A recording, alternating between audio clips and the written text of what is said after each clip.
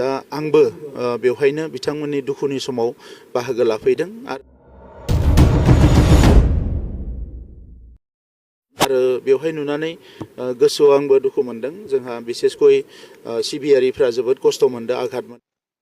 खुलुमबाय रायजोफोर, आरोबाव गिबियाव बिथांखि ब्लग इउट्युब चेनेलनिफ्राय रायजो राजा बयनिसिमबो अननाय आरो खुलुमनायखौ बावहरग्रोनाय जाबाय। रायजोफोर, दिनै आङो मोनसे ओरैबायदि दुखुनांथाव भिडिअखौ लानानै फैदों। जानो हागौ नोंथांमोनाबो बे भिडिअखौ नुखाबाय, थेवबो आंनि गोसोआ जे दुखु मोनदों बेखौ आं फोरमायनोहाय बे भिडिअखौ लानानै फैदों।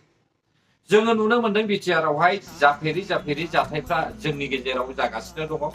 जोङो गुबुन गुबुन देशआवसो बेफोरबायदि जाथायखौ खोनायोमोन, नाथाय दिनैनि समावहाय जोङो जोंनि बिटिआरआवनो बे जाथायफोरखौहाय मेगनजोंनो नुगासिनो दङ। माब्लाबानि समावहाय गिर्जा न'आवहाय सिखाव खावनाय, माब्लाबानि समावहाय मन्दिरावहाय सिखाव खावनाय, माब्लाबानि समावहाय सोरनिबा माइ फुंजाबनानै दोननायखौहाय सावनानै होलांनाय, माब्लाबा माइ जिगाबखौ सावनानै होलांनाय, माब्लाबानि समावहाय बेबायदिनो गय बागानखौ सिन्थेन दानफायनानै होलांनाय। आरो फैयै फैयै जोङो नुनो मोनबाय नैबे बोहैथि दाननिनो 15 अक्ट' खालार खालि अदालगुरि जिल्लानि सिङाव थानाय आम्बागावआवहाय माखासे सावथाल हारिनि समायना गिर्जाखौहाय सावनानै होनायखौ जोङो नुनो मोनो। जोबोद दुखुनांथाव रायजोफोर, बे गिर्जा सावनायखौ नुनानै आंबो गोसोआवहाय जोबोद दुखु मोनदों। जाय बेक्तिया बे गिर्जाखौ सावबाय, बे बेक्तिया निस्सय इसोरनि सावनांगोन। जुदि नंगौब्ला, जुदि बे गिर्जाखौहाय सोरबा बेक्तिया नायगार सावदोंब्ला, बे मानसिया माब्लाबाबो सान्ति जानो हानाय नङा। आरो जायया गिर्जानि दानखौहाय खावनानैहाय गावखौनो फोजौनो सानदों, बे मानसिया अरायसम गाहाय जानांगोन। आरो बे मानसिया माब्लाबाबो सान्ति जानाय नङा। जाय मानसिया गिर्जा मन्दिर मस्जिदफोरखौहाय रायजो राजाफोरनि दान होनायफोरखौहाय खावनानैहाय बिथाङा जानो सानदों, बेयो माब्लाबाबो जाफुंनाय नङा। आरो बेबायदि मानसिया सानसे नङा सानसे इसोरनियाव साव मोननानै रायजो राजानि सिगाङावहाय निमाहा बिनो गोनां जागोन रायजोफोर। नाथाय आङो मोनसे भिडिअनि गेजेरजों नुनो मोनदों, गिर्जा सावग्रा मानसिफोरनि गेजेरावहाय सावग्राजों लोब्बा थानाय नैबे सासे सुबुंखौहाय हमनो मोनबाय होननानैहाय जोङो मिथिनो मोनदों ससियेल मिडियानि गेजेरजों। दा उदालगुरिनि पुलिसा बे मानसिखौहाय हमबाय होननानैहाय जोङो खोनानो मोनदों रायजोफोर। दा नैबे गिर्जा सावनायफोरखौहाय नुनानै बिटिआरनि CM प्रमद बर' साराबो ओरैनो नायनानै थायाखै। बिथाङाबो अन दा स्पट थांनानैहाय जाथायसालियावहाय थांनानै बियो नायहैदों आरो माखासे खोथा होबोनायखौ जोङो नुनो मोनदों।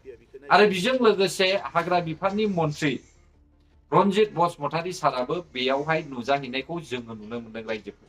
बिथाङाबो दुखु फोरमायदों।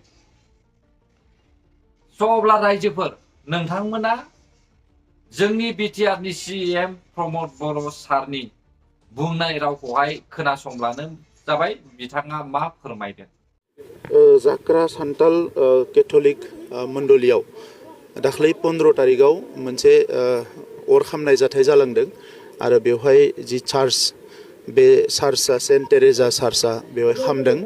दा बेखौ लानानै पुलिसा बिजिरगासिनो दङ जे बेवहाय सोर इनभल्भ जानो हानाय, सोर माबा मोनसे माबानो हानाय। दा बेनि सायाव इनभेस्टिगेसना सोलिगासिनो दङ।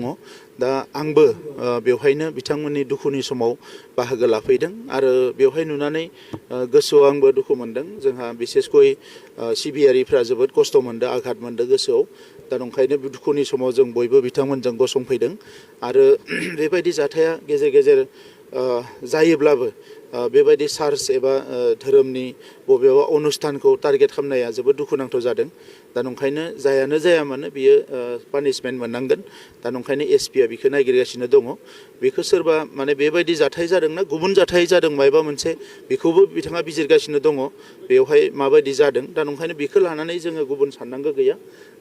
जों जिखिनिखौ बुजिदों दा बेनिखायनो जे बिथां रायजो राजाफ्रा लुबैनाय बायदियैनो चार्जखौ लुफामफिननांगौ दा बेखौ लानानै बिथांमोननि कमिटिजों आं गाबोननो सावरायनानै बिनि सायाव बेबस्था मोनसे लागोन आङो रायजो राजाखौ खावलायदों जाहाथे बयबो खौसेयै थायो आरो बेखौ लानानै गुबुन जाहाथे सानलायलाया बेखौनो आं खावलायदों आरो बेबायदि जाथाया दासिम जोङो बेबायदि जानायखौ नुवाखैमोन नाथाय बेवहाय जादों हिसाबै बेखौ निस्सय माने माबा मोनसे जाहोन थानोबो हानाय बा गैयाबो जानो हानाय दा बेखौ पुलिसनि सायाव जों 100% हगारदों पुलिसा बेखौ बिजिरनांगौ होननानै बेबायदि जाथाया मालाबा धोरोमारि दाङाबाजि लाबोनो नागिरो बेबायदिसिम जानाय नङा बियो हमना ला बेबायदि एखमबा जों नुदों बहाबा मार्डार जादों बहाबा माबा जादों बेयो गोबां समावनो स्ट्रेटेजिक नङा सोरबा साननो रोङै सुबुङा मालाबा बेबायदि गोरोन्थि खामानिखौ मावो आरो माब्लाबा बियो माबा मोनसे जाहोनावबो जायो दा जाहोना मा बेखौ पुलिसा इनभेस्टिगेसन खालामबासो मिथिगोन आरो बेखौ लानानै